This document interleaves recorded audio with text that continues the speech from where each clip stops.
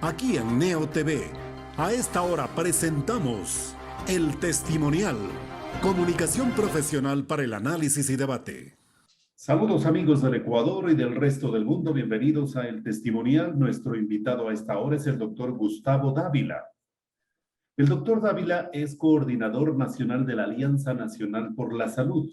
Esta organización social agrupa a su vez a 32 instituciones, 32 organizaciones representantes de pacientes con distintas enfermedades. En las últimas horas han hecho un nuevo pronunciamiento. Hay falta de medicamentos e insumos médicos en los hospitales estatales. ¿Cuál es la razón de este nuevo pronunciamiento? Precisamente, doctor Dávila, muchas gracias por estar con nosotros. Bienvenido. Sí, muchas gracias. ¿Qué es la ANS? Es la Alianza Nacional por la Salud. Agrupa 32 organizaciones de enfermedades raras, huérfanos, trasplantados, crónicas, personas con discapacidad y gente de la academia, la Federación Médica y gente del derecho. ¿Por qué nos hemos unido? No ahora, sino ya más de 12 meses atrás, porque esta necesidad de sostener un sistema de salud, de contribuir para que mejore el sistema integral de salud, implica que los pacientes, las asociaciones, son actores principales de este trabajo en conjunto. No es solo el tema del Ministerio de Salud, no solo el tema de los hospitales, no es solo el tema de la Asamblea Nacional, es un tema que nos atañe a todos y por lo tanto todos tenemos que arrimar el hombro. Esa es la ANS. ¿Y por qué nos hemos unido este momento? Es por exigir, ya no pedir, ya no rogar, sino exigir salud, exigir medicamentos, exigir tratamientos oportunos, porque todos con esta marea del COVID estamos abocados a ello y nos estamos olvidando de que las enfermedades raras, huérfanas, catastróficas, como su nombre lo dice, también están en riesgo. Efectivamente, ya que ha mencionado los orígenes de la Alianza Nacional por la Salud, ¿cuál fue la motivación central? ¿Siempre fue la ausencia de medicamentos o fue ese estado fallido con la salud pública de los ecuatorianos y ecuatorianas, doctor Dávila, la que motivó precisamente el origen de esta organización que agrupa a 32 instituciones, como lo ha citado usted? Cuando usted ve que en el sistema de salud se roban, con mayúsculas, medicamentos, el dinero de la infraestructura, cuando ve que botan a la basura medicamentos caducados por millones, 10 millones, 6 millones, 2 millones, cuando ve que hay una serie de políticos, gente que debería ser ejemplo para la sociedad, y tiene carnet de discapacidad con el 81% y manejan instituciones del Estado, alcaldías, asamblea, esa indignación nos motivó a decir, basta, es hora de transformar, de volver a los valores básicos. Y aún más, ¿por qué esta alianza es importante? Porque la gente desde su dolor, desde sus carencias, lo que dice sumamos, nos vamos a sumar para transformar lo negativo en positivo. Esa es la motivación principal, buscar que las cosas sean correctamente a tiempo y evitar la corrupción, el robo en el sistema de salud. ¿Por qué les falla el Estado? Primero, yo diría, el Estado falla por valores. Porque quien maneja el Estado son personas, no instituciones. O sea, solo en los últimos 60 días hemos tenido 4 ministros de salud. Qué vergonzoso para el gobierno, qué vergonzoso para un país. Y qué doloroso para los pacientes, para los médicos, que tienen que estar muchas veces sin saber hacia dónde ir. No se puede manejar así el sistema de salud. Este es un tema bastante crucial. Pero insisto en esto, licenciado, por el tema de los valores. La gente que maneja el gobierno, las instituciones públicas, privadas, quienes aprueban los medicamentos, quienes importan, somos personas y de nosotros depende si lo hacemos lo correcto o lo incorrecto, si tapamos o no, si hacemos contubernios o no. Ese tipo de cosas. Hace poco, mire las noticias, ¿no? Libre las personas que vendían medicamentos en Guayaquil. ¿Quiénes autorizan eso? Los jueces. ¿Por qué? Ellos sabrán su conciencia. No sé cómo pueden mirarse a un espejo, cómo pueden mirar a sus hijos después de afectar tanto a miles de personas con enfermedades. Esto nos pone a reinventarnos, a hablar de valores, de principios de lo que nos enseñaron nuestros abuelos. Haz el bien y no mires a quién. No hagas a otros lo que no quieres que te hagan. Entonces yo creo que es importante, es una campaña desde la primaria de valores para sostener nuestra sociedad. Y lo otro, ya viene el tema de los controles. Una contraloría donde un contralor usted tiene detenido, qué vergonzoso. El organismo que debe controlar el manejo de las finanzas públicas detenido. El presidente, el defensor del pueblo, a quien entre comillas defiende a las mujeres, defiende a las asociaciones, agrede públicamente y niega. ¿Qué tipo de gente tenemos? Y no sabemos cuándo saldrá. Y le agrego, doctor Dávila, uno de los ministros que usted citaba antes, que duró poco en el cargo, estaba involucrado en este problema con el defensor del pueblo. No, completamente. O sea, Eso nos pone a pensar, ¿quién manejó el sistema de salud en buena hora que no duró tanto? Entonces, con esta problemática que para muchos pueden calificarla de política, yo le diría que no es el tema político. Esta ANS se jacta de trabajar por los pacientes. Aquí no hay aspiraciones políticas, aquí no hay repartos, aquí lo hacemos desde el corazón, como le digo, por un tema de dolor. Cuando uno tiene familiares que han partido al cielo con cáncer, cuando ve el sufrimiento en los hospitales, cuando ve que la gente da alaridos porque no tiene morfina, es cuando uno se levanta y dice, basta, es tiempo de unirnos y trabajar por la salud. ¿Y cuánta escucha han recibido de ese Estado fallido? ¿Cuánto han recogido sus inquietudes? ¿Perdón? Precisamente, le pregunto, los gobernantes, cuando ustedes han acudido y han reclamado y han exigido con justo derecho lo que estamos planteando aquí, ¿cuánta escucha, cuánta respuesta ha tenido? Sí, mire, son pasos cortos, pero a la larga son vidas. Por ejemplo, el 18 de diciembre nosotros salimos a las calles, simultáneamente en Quito, Guayaquil y Cuenca, a hacer unos plantones.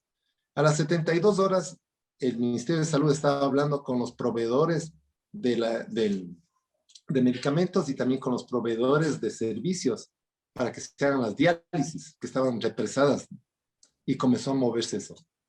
Muchos dirán es apenas un 2, un 3% de avance, pero son vidas. Lo último que hemos hecho fue pelear por el tema de que se mantenga dentro de las primeras listas de prioridades a las personas con enfermedades catastróficas, especialmente cáncer, para que accedan a la vacuna. Y mire que desde hace 10 días tenemos jóvenes, adultos con diagnósticos de cáncer que ya están siendo vacunados. Logramos que muchas personas con discapacidad vayan avanzando. Como le digo, son logros. Y de una u otra manera el hecho de que las organizaciones peleen desde sus trincheras, por ejemplo, a SOEPAD, el licenciado William, hace 10 días denunciaba cómo a los pacientes les están dando otro tipo de medicamento genérico para sus trasplantes. En consecuencia, hay muchas vidas que se han marchado. Usted escucha en Guayaquil, la Fundación de Miastenia Gravis, cómo pelean por su medicamento. Entonces, cada uno desde sus trincheras va empujando para tener, así sea poco, pero lentamente. Por eso viene este cambio, ¿no? Y este petitorio al gobierno nacional que viene ya en 5 días. Y sentémonos en la mesa, dialoguemos, pero hagamos propuestas urgentes. El medicamento para la importación no puede pasar esos procesos de 2, 3, 4 meses. Tiene que ser inmediato, porque ya están represadas la falta de medicamentos 3, 4, 5 meses, 6 meses. El hecho de tener nosotros a gente como los directivos de la Federación Médica, el doctor Enrique Terán, científico, gente que conoce la problemática de la salud de una mesa de trabajo, eso nos va a ayudar a todos y con más razón al gobierno nacional. ¿Para qué? Para que este tema de salud sea propiciado desde quienes padecen, desde quienes solucionan como médicos y desde las esferas gubernamentales. Esta inacción del Estado para proveer de medicamentos con la oportunidad como corresponde, ¿también se ha visto agravada por la situación de la pandemia, doctor Dávila? Sí, pero también es la falta de previsión. Claro. Hemos tenido nosotros prácticamente, es un año con pandemia, y es un año que en los primeros 30 días nosotros implementamos, exigimos el tema de la teleconsulta, rápidamente. pedimos que las medicinas, las recetas tengan una validez de 90 días, para no estar cada 30 días acercándose a su hospital, a su doctor y prescribiéndole. Logramos que el IES entregue las medicinas a domicilio, porque estábamos todos confinados. Pero adicionalmente a ello se logró ¿qué? El hecho de que los hospitales estaban saturados en el área de COVID. Pero por favor, se derive a otros hospitales, a otras clínicas. Algo se logró. Sin embargo, no hemos aprendido de la lección. Tenemos estados de excepción, tenemos problemas y los pacientes siguen a la espera de ser atendidos y más, con más razón, especialmente se checan en los hospitales del Seguro Social. Doctor Dávila, ¿tienen estadísticas que identifican la problemática con mucha certeza? Por ejemplo, en el país se habla de 89 pacientes oncológicos que no han accedido a los medicamentos. De repente la cifra puede quedarse muy pequeña, puede ser muy grande, o en otros casos, en realidad, o ustedes tienen información casi certera de la problemática que de repente las propias autoridades del gobierno les pueden pedir a ustedes y les digan, a ver, denme las estadísticas, ¿cuántas personas creen ustedes que tienen problemas de ausencia de medicamentos? ¿Qué pasa allí? Mire, Jóvenes contra el Cáncer es parte de la Alianza Nacional. Y para el día de ayer, que fue la presentación de una rueda de prensa, rápidamente, en 72 horas, emitieron este listado. ¿Qué hicieron? Llamar a los pacientes de una base de datos y preguntarles, ¿cómo van tus medicamentos? Por eso le digo que este listado es solo de la Fundación Jóvenes contra el Cáncer. Si uno se pone a recoger de las otras organizaciones, si uno públicamente pide que todas las personas que les faltan medicinas salgan a la calle, creo que va a ser miles, realmente. ¿Y esto por qué no se puede visibilizar la cantidad? ¿Por qué no hay estadísticas? Porque hay un contubernio del Estado. Y le voy a decir por qué. Porque les prohíben a los médicos recetar, prescribir recetas. Entonces, si tenemos 100 pacientes en una determinada consulta externa y a los 90 no les recetan el medicamento, ¿cómo sabemos que no hay medicamentos? ¿Y Cuando a la por prensa, qué esa prohibición? ¿Por qué? porque no necesitan que esto se conozca. ¿Por qué? Y le repito a usted la pregunta, ¿por qué el gobierno, el Ministerio de Salud prohíbe a la prensa que vaya a los hospitales, que obtenga información de las farmacias, que tenga información de cómo van los casos de COVID? ¿Sabe por qué? Porque hace 10 días los diferentes hospitales públicos dieron su voz de alerta. Se declararon que están en crisis, que están saturados. Sí, señor. Jefes de UCI, ¿no es cierto? Entonces, cuando eso ocurre y cuando ya comienza a verse la realidad de los pacientes de los hospitales, ¿cómo hacemos? Tapamos, prohibimos, ejercemos poder sobre las personas que realmente están en el día a día. Y es una manera de que la sociedad no se entera, pero les damos circo, ¿no es cierto? El problema del señor, del defensor del pueblo, en las redes mediáticas, todo el mundo está ahí. Y tenemos de esa manera, ocultamos algo doloroso, real, frente a otra realidad. Entonces yo creo que es importante el tema de esta lucha por medicamentos, los pacientes y quienes están, para que se unan los médicos a los pacientes y den este alarido, esta voz de alerta. Yo creo que es importante que la nueva ministra de Salud, la doctora Garzón, escuche. Ojalá podamos reunirnos con ella, apenas sea posicionada y poder conversar de esta problemática, pero más que estar quejándonos, poner soluciones, ¿no es cierto? O sea, ¿cómo van a ser los procesos de contratación de medicamentos? Transparentes, pero ¿quién puede ser? A lo mejor la ANS puede ser un veedor, que sería importante ¿para qué? Para que también seamos parte de la solución. Porque hay muchas cosas, el doctor Terán lo decía ayer, no debería las enfermedades raras, catastróficas, estar dentro de un cuadro básico, porque es encajonarlos. Debería crearse un presupuesto para ello, para que pueda esto no estar mendigando este tipo de medicamentos para quienes realmente lo necesitan. Efectivamente, lo que usted señala, por ejemplo, en el Perú hay estrategias para mejorar el acceso a medicamentos.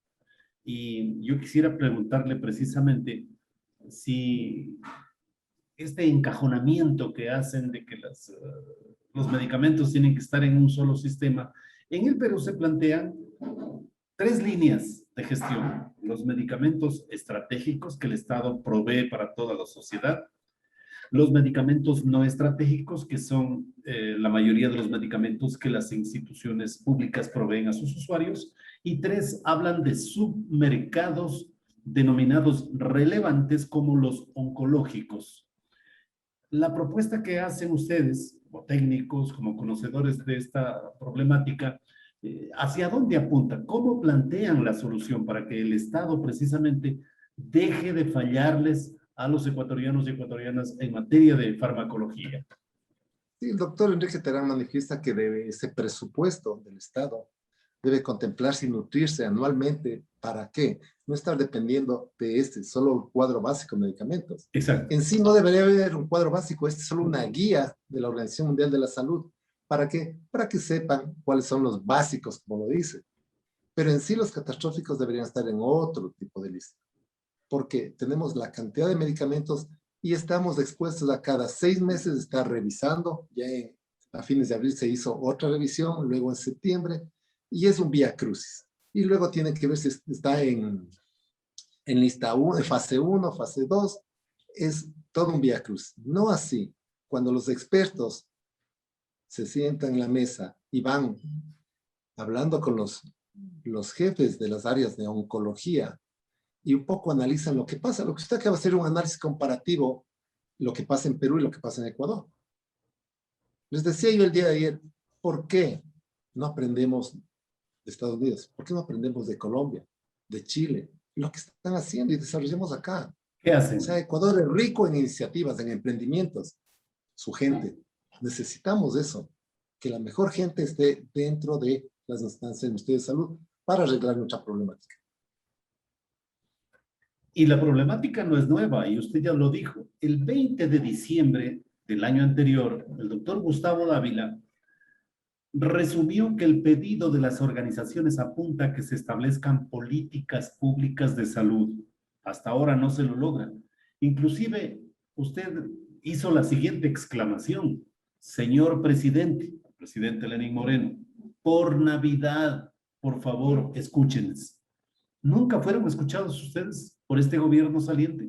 Nunca entendió la verdadera problemática que afrontan los pacientes ecuatorianos que se agrupan en ANS. Pedimos nosotros justo eso en Navidad. Pedimos los regalos de Navidad, que era la salud, que era un derecho, y nos dieron caramelos. Con 3 caramelos, ustedes lo único que hacen es satisfacerse en 30 segundos. Entonces, Papá Noel nos quedó debiendo. Y como ya estamos en un nuevo año y ya se va y no tiene el mejor pueblo que él hubiese escogido, creo que es tiempo de aprender de los errores.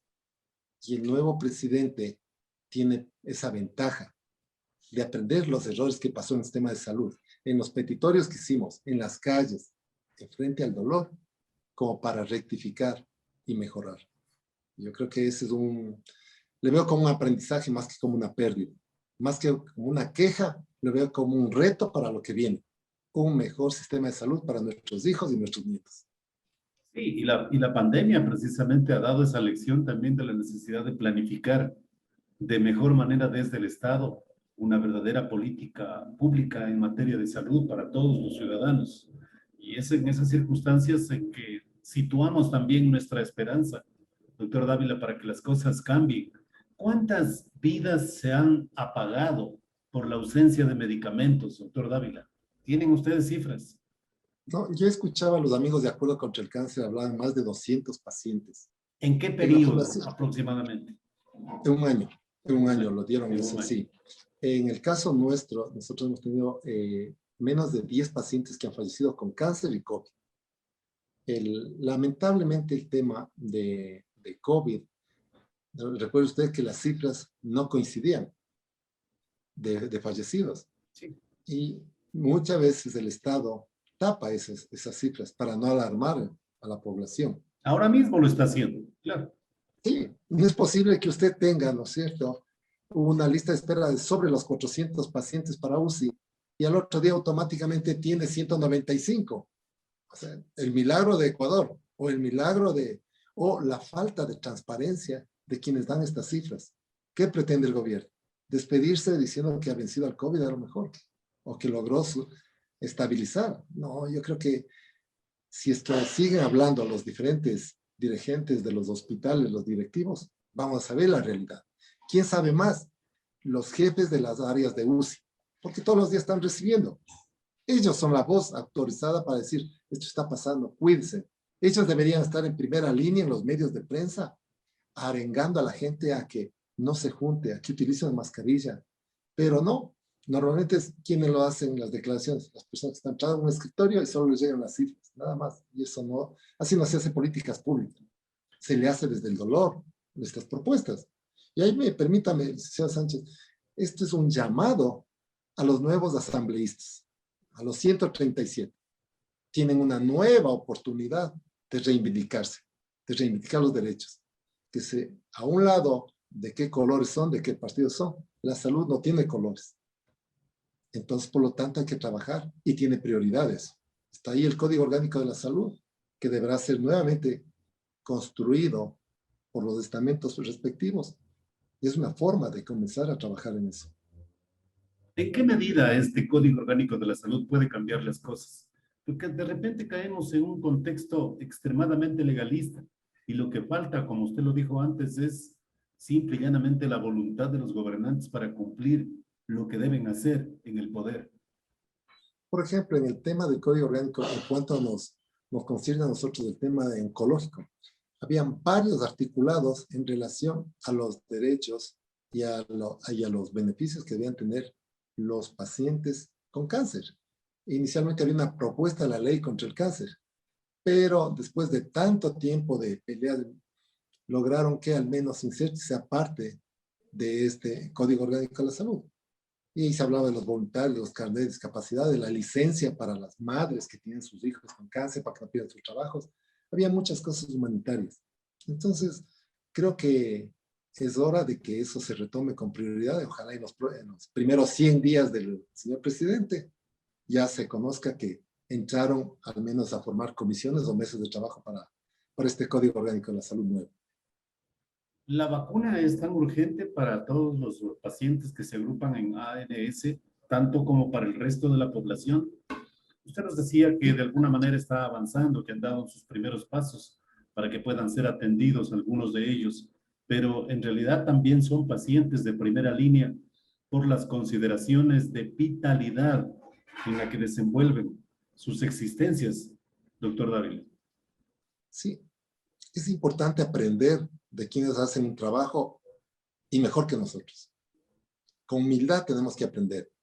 La Asociación Americana de Cáncer son quienes manifiestan que todos los pacientes, especialmente con cáncer o enfermedades catastróficas, deberían estar en primera línea.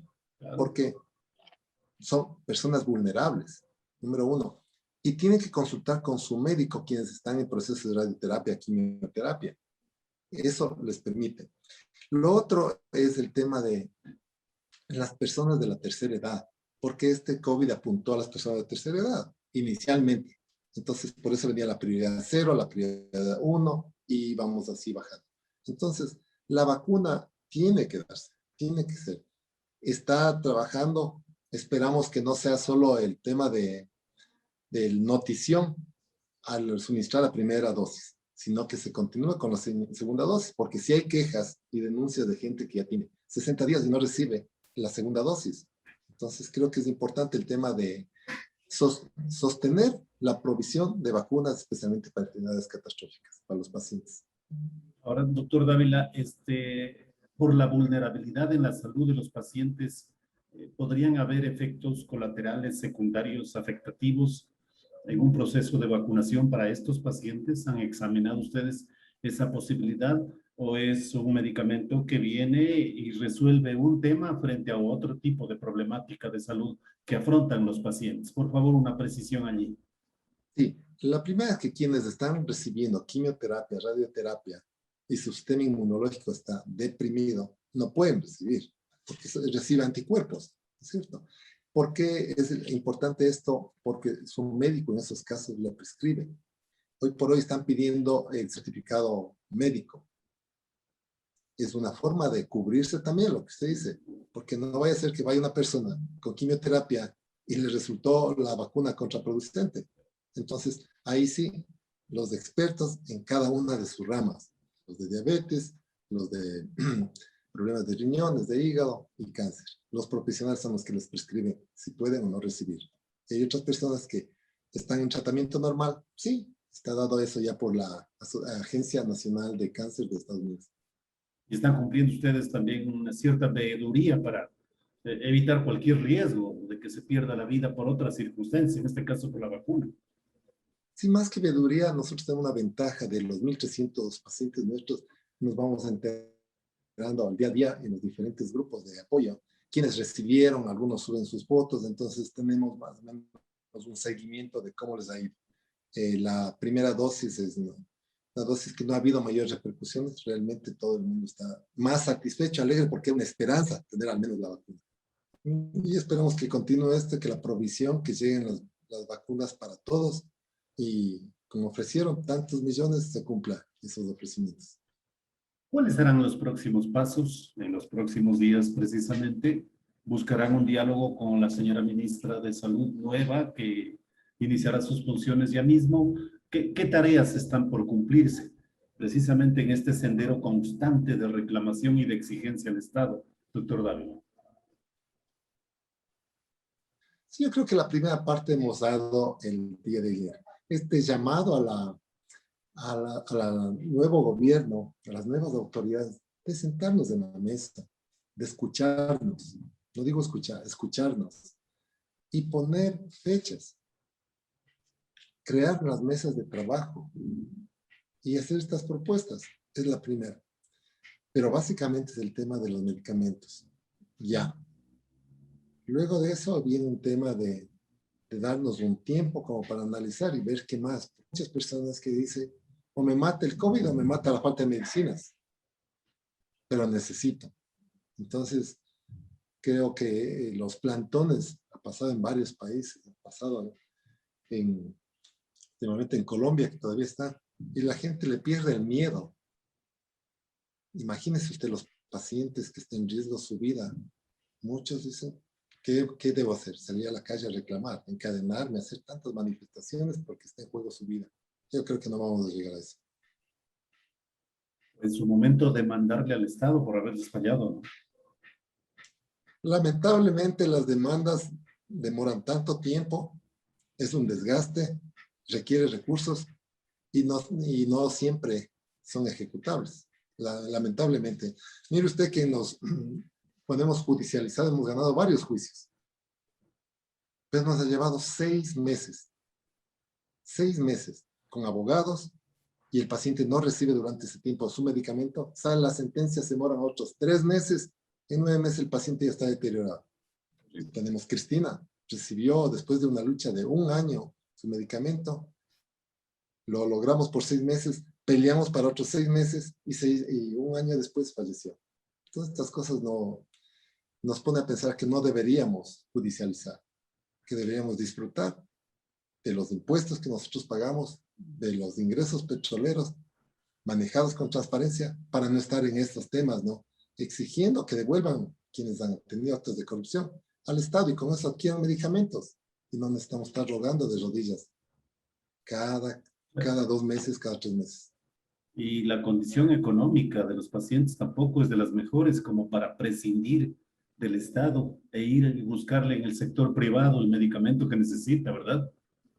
Esto nos pone a pensar, ¿no? Usted en redes sociales escucha denuncias alrededor de los hospitales de COVID, cómo tienen que los familiares ir a endeudarse en $400, $500 Sí.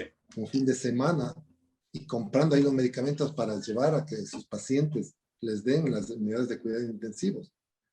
Ya hace 10 años atrás, recuerde usted que denunciábamos la famosa campana, que muchos hospitales pedían medicamentos, entregaban los medicamentos y al otro día el mismo medicamento lo encontramos en una farmacia. Entonces, no creo que debamos volver a esas mañas de los diferentes hospitales. Creo que eso ya lo solucionamos hace tiempos y esperamos que no vuelva. Doctor Dávila, muchas gracias por su gentileza y nuestro apoyo de siempre. No, a usted muchas gracias, licenciado Sánchez, que se visibilice la lucha de las personas con estos diagnósticos y luego poder hablar de resultados. Gracias a usted. El doctor Gustavo Dávila, coordinador nacional de la Alianza Nacional por la Salud. Muy amable, doctor. La mejor de las suertes en sus gestiones. Un gran día. Hemos presentado el testimonial Transparencia de la Verdad. De lunes a viernes desde las 18:30.